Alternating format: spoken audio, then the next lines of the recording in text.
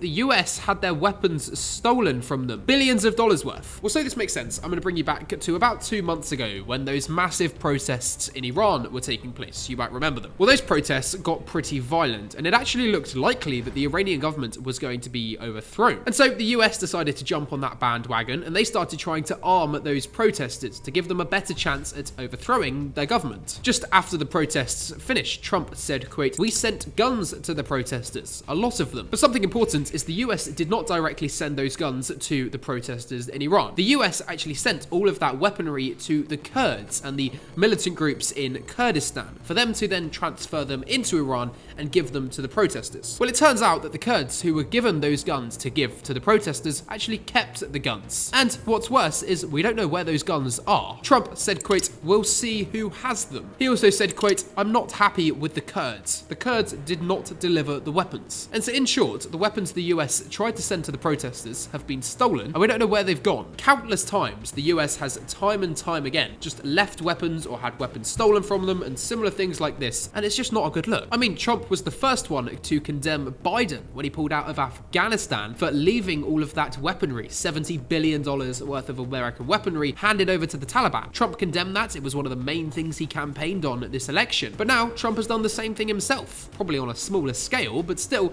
similar things happened.